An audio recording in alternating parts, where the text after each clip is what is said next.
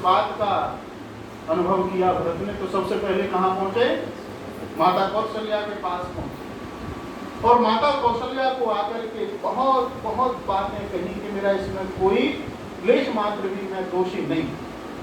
और वहां कई प्रतिज्ञाएं करी, कई उसमें कहा कि माता यदि तू ये समझती है कि भाई भरत, भाई राम के वन जाने में मेरा कोई उद्देश्य है, मेरा कोई निहितार्थ है, तो मुझे वो पाप लगे जो बैठी हुई गाय को पैर लगाने पर, लात मारने पर लगता है। कहा ना रामायण, भरत क्या कहता?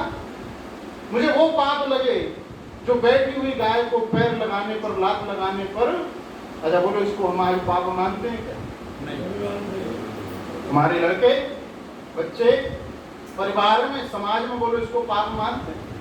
आज एक बात और कही कि माता यदि तू तब भी विश्वास नहीं करती है तो मुझे वो पाप लगे जो माता पिता अपनी प्रजा को असंस्कारित ही संसार में छोड़ देते। रामायण में देख लो, उठा कहा ना, जो माता पिता संस्कारों से हीन संसार में अपनी प्रजा को छोड़ देते हैं, माता यदि राम को भेजने में मेरा कहीं कोई भी हाथ है तो वो पाप मुझे लग जाए। जो असंस्कारवान प्रजा को संसार में छोड़ने पर माता और पिता को लगता है वो पाप मैं अपने लिए चाहता हूं। अच्छा बोलो, इसको हम पाप मानते हैं क्या? तीसरी बात और कही, माता यदि तुझे अब भी विश्वास नहीं होता और तुझे यदि लगता है कि भैया राम को मैंने वन भिजवाया है, तो मुझे वह पाप लगे जो सूर्योदय पर भी सोने वाले व्यक्ति को लगता है। बोलो, रामायण में कहा और हम इसे पाप ही नहीं समझते। सूर्योदय हो गया और हम पड़े हुए हैं बिस्तर पे, है ना, कि अभी थोड़ी, आज तो रविवार है, ऑफिस भी नहीं जाना, आज तो 8 बजे तक 9 बजे तक सोएंगे। अरे बोले नाश्ता कर लो, बोले बिस्तर पे ही ले आओ, चाय नमकीन बिस्किट जो नाश्ता है क्या ना, यही ले आओ, आज कोई जल्दबाजी थोड़ी है। इसे पाप कहा किसने? भरत ने। कि हम पापी हैं। जो सूर्य हमें इतना कुछ देता है, उसके आगमन पर भी यदि हम जागृत नहीं होते तो बोलो पाप है। कोई व्यक्ति तुम्हारे यहाँ आवे, अतिथि तुम्हारे यहाँ आवे, कोई साधु सन्यासी विद्वान तुम्हारे यहाँ आवे और तुम सोते रहो तो बोलो पाप है। और सूर्य जो इतना अधिक देता हमको, सारी प्रकृति को अन्न फल फूल औषधियां जो भी प्राप्त हैं, बोलो कैसे प्राप्त हैं? सूर्य के कारण प्राप्त हैं। ये वायु तुम्हें कैसे प्राप्त है? सूर्य के कारण प्राप्त है। जो तुम्हें जीवन दे रहा है, भोजन दे रहा है, यदि उसके आने पर भी तुम उठते नहीं, जगते नहीं, तो बोलो ये क्या है? और इसको हम पाप नहीं समझते। इसलिए मैं कहता हूं कि देखो, संतति को, प्रजा को सत्संग में लाना नितांत आवश्यक। अच्छा, आज मैं जो बात करने के लिए उपस्थित हुआ था वह एक वेद मंत्र है, इंद्र सान सिंह रहीम सजित्वा नाम सदा सहम वर्षिष्ठ मुंह कहे भर। ऋग्वेद का मंत्र है। कहा कि हे परम पिता परमात्मा, हे इंद्र रूपी भगवान, मेरी झोली को तुम सब ओर से भर दो। पूतये भर। कैसे भर? कहा सब ओर से भरो। किससे? कहा कि संसार के ऐश्वर्य से, धन से, धान्य से मेरी झोली कभी रिक्त। अच्छा, हमें जब कोई कमी दिखाई देती है तो हम पहुंच जाते हैं दुनिया के सामने रोने। हम कहाँ रोते हैं? दुनिया के सामने। अच्छा, वो हमारी आवश्यकताओं की पूर्ति कर ही नहीं सकता, और जो पूरी कर सकता है उसके सामने हम जाने का प्रयत्न नहीं करते। हम सब कहते हैं ना, त्वमेव माता च पिता त्वमेव त्वमेव बंधु च सखा त्वमेव। अच्छा, विचार करो, यदि तुमको रोना ही है तो माता की गोद में बैठ के रो ले, पिता के आवरण में आके रो ले, यदि तुझे अपना दुख व्यक्त करना ही है तो इससे बढ़िया स्थान बताओ कहाँ मिलेगा, तो तुम दुनिया में क्यों अपनी हंसी करवा रहे हो? इसलिए हमसे कहा कि हम किससे मांगे, कहा उस ईश्वर से मांगे जो ऐश्वर्यवान है, जो सारे ऐश्वर्यों का मालिक है। हमको किससे मांगना चाहिए? उस परम इंद्र सानसिम रहीम सजित्वा नाम सदासह वर्षिष्ठम उतरे। लेकिन मांगने के उपरांत 4 शर्तें भी रखी, और 4 शर्तें क्या हैं? पहली है सानसिम, कि जो ईश्वर के द्वारा प्राप्त धन है, ऐश्वर्य है, अन्न धन धान्य है, इसको तुमने सबको सानसिम अर्थात बांट करके ग्रहण करना। वेद में कई स्थानों पर आया पृच्छामि यत्र भुवनस्य नाभि। इस समग्र भुवन की, समग्र सृष्टि की, इस पृथ्वी की बोले नाभि क्या है? अयम यज्ञो भुवनस्य नाभि। ये जो यज्ञ है, ये जो यज्ञ की भावना है, यही इस भुवन की, इस संसार की नाभि है, यही केंद्र है। शरीर का केंद्र कहाँ? नाभि। और कहा कि ये जो समग्र सृष्टि है, संसार है, इसकी नाभि कहाँ है? अयम यज्ञो भुवनस्य नाभि। यज्ञ की भावना ही बोलो क्या है? नाभि है, केंद्र बिंदु है। और जब तक इस भावना को हम ग्रहण नहीं करते, तब तक सृष्टि में उस परम पिता परमात्मा के द्वारा प्राप्त ऐश्वर्यों का, धन का, वैभव का हम सुखी होकर के, आनंदित होकर के प्राप्तियां नहीं कर सकते। कितना ही प्रदान हो जाए, वो तो बैठा ही देने को है, निरंतर दे रहा है, नियत दे रहा है। लेकिन आनंद और सुख कब मिलेगा? कहा कि जब स्वाहा करोगे, है ना? जब क्या करोगे? कहा कि यज्ञाग्नि, यज्ञ करते हैं, अभी आपने थोड़ी देर पहले किया ना। और यज्ञ में जब हम आहुतियों को प्रदान करते हैं, देते हैं, तो वो लोग क्या बढ़ता है? सारा वातावरण सुगंधित हो जाता है, आनंद से युक्त हो जाता है। ये जो भावना है देने की, बांटने की, कहा कि यही भावना सानसिम। पहली शर्त क्या थी? केंद्र सानसिम। पहली शर्त यह है उस ईश्वर के द्वारा प्राप्त धन वैभव को हम क्या करें? बांट करके प्रयोग करें। पहली तो भावना है कि यदि हम 4 भाई हैं, अच्छा चारों एक से नहीं हो सकते। चारों काम में, बुद्धि में, योग्यता में बोलो एक से होंगे क्या? चारों में अलग अलग। भाई गाय बछड़ी देती है, ये आवश्यक नहीं कि जितना दूध गाय देती है उतना ही बाद में चल के बछड़ी भी उतना ही दूध देगी। अच्छा दूसरी बछड़ी भी वही गाय देती है, तो बाद में चलकर दोनों एक जैसा दूध देंगे, बराबर दूध देंगे? बोलो ये संभव है क्या? विचार करें, एक माता पिता के 4 पुत्र हैं तो चारों समान होंगे, ये भी संभव नहीं है। लेकिन हमको बैठ करके उनको समान करना चाहिए। भाई चारों जाते हैं, मेहनत करते हैं, और जो भी लाते हैं उसमें से जब ग्रहण करने की बारी आवे तो हम उसको ग्रहण सबको बराबर करें, है ना? ऐसा नहीं कि कोई बहुत अधिक कमाता है तो उसकी जीवन शैली वैसी हो जाए, और कहा कि जो बहुत कम कमाता है उसकी जगह उसको दाल रोटी के ही फाके हो जाए, है? जब ये भावना आ जाती है तो भाई ये तो मैंने किया, इस पर मेरा एकाधिकार है, तो बोलो ये टूट फूट का कारण होगा, वैमनस्यता का कारण होगा। भाई कुछ कह नहीं सकता, भाई तो कमाते हैं, वो कमाते हैं, लेकिन बोलो वैमनस्यता बढ़ रही है क्या नहीं बढ़ रही? याद रखना, आप सोचते अवश्य हो कि ये मैंने अर्जित किया, ये मैंने कमाया, लेकिन इस संसार में जो मानव है वो एकल होकर के कुछ भी नहीं कर सकता। अकेला, इसका मैकेनिज्म ऐसा है, इसको बनाया ऐसे है कि अकेला रह नहीं सकता। मानव की 3 मूलभूत आवश्यकताएं हैं। पुराने समय में तो नारा भी चला, रोटी कपड़ा और मकान मांग रहा है, नारा चला ना।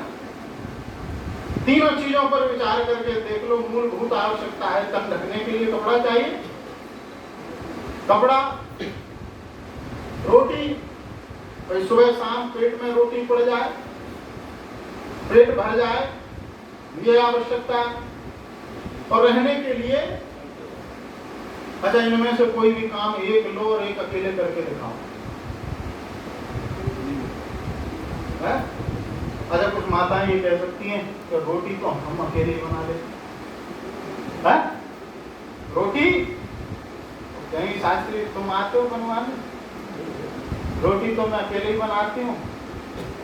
पति अपने काम से जाते हैं, बच्चे स्कूल जाते हैं, रसोई में सारा दिन मेरा अकेले गुजरता है, तो बताओ कौन मेरी सहायता करता है। लेकिन इस बात पर विचार करो,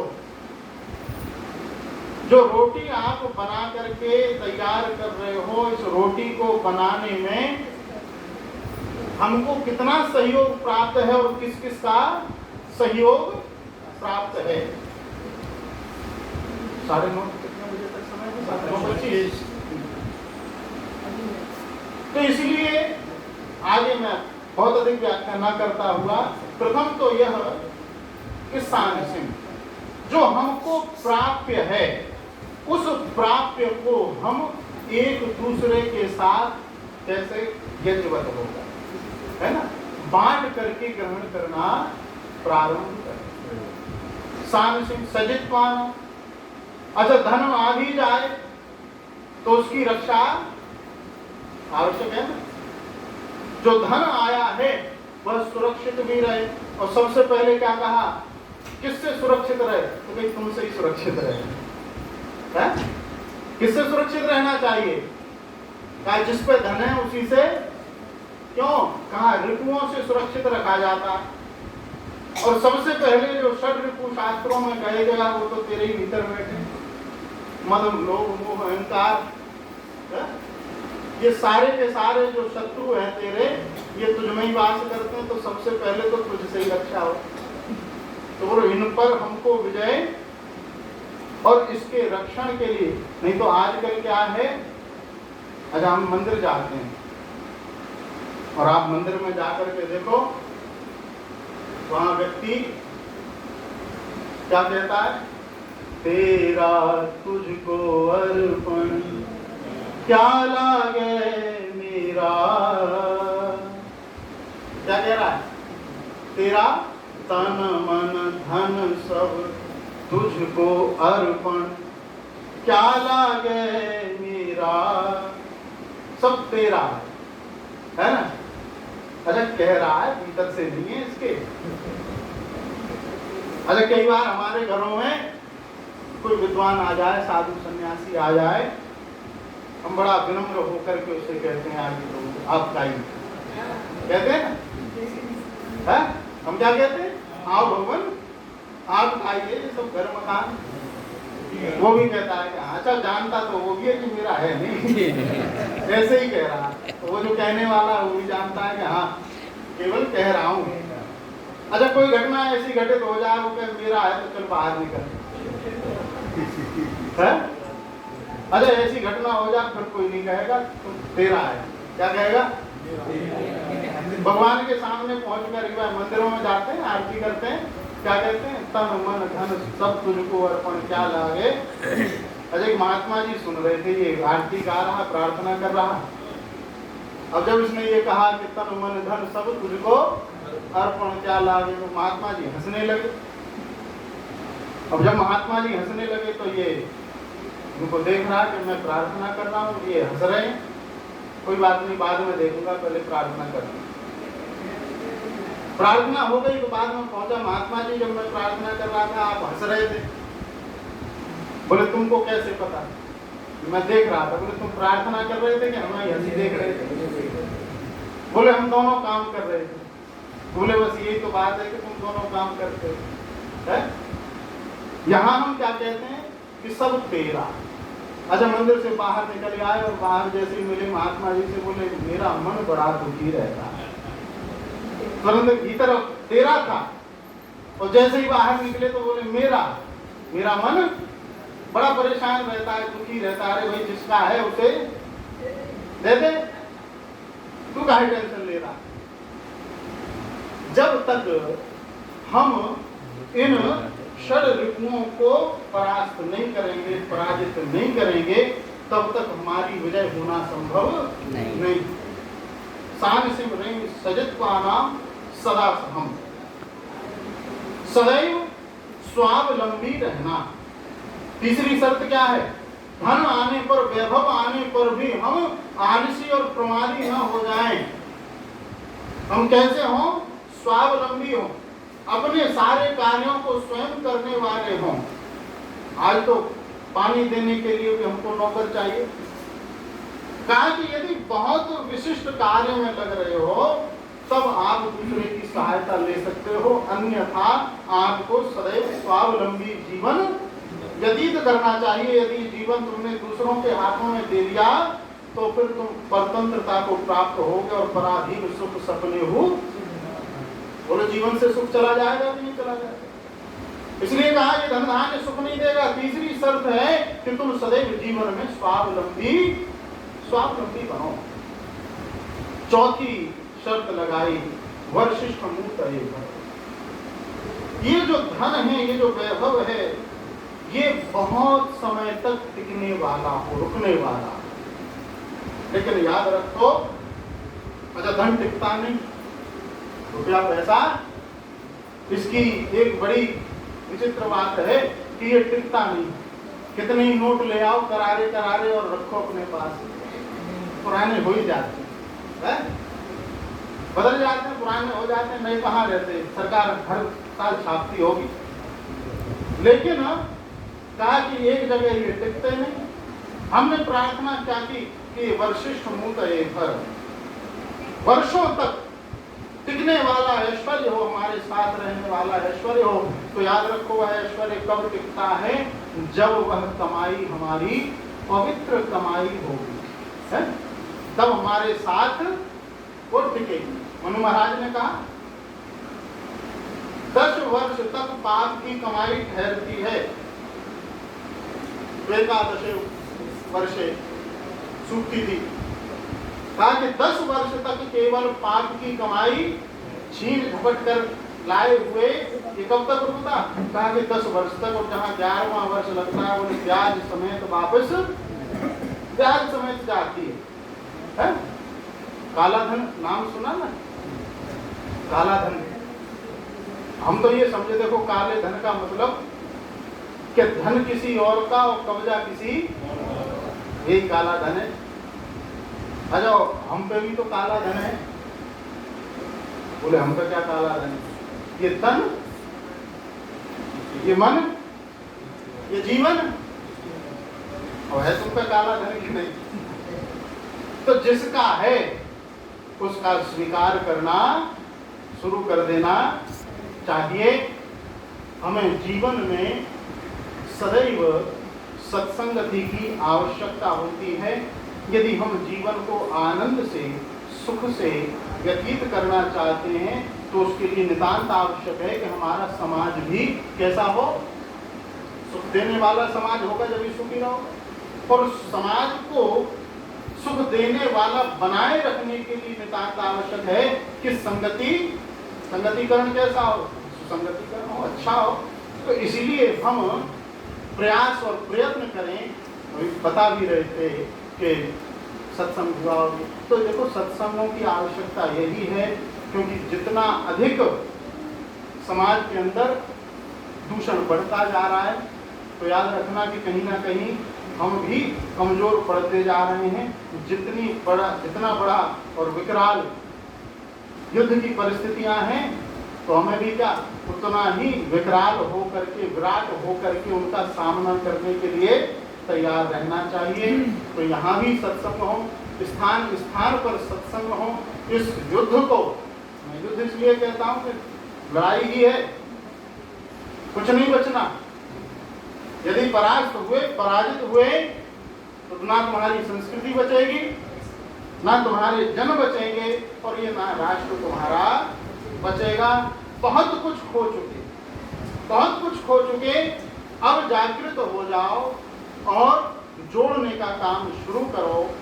सबसे पहले परिवार लाओ, आस पड़ोस लाओ, और ला करके एक एक करके जुड़ना प्रारंभ करो, इसको विराटता दो, और फिर तब जा करके हम इस राष्ट्र को बचा पाएंगे, जन बचा पाएंगे, अपनी संस्कृति बचा पाएंगे।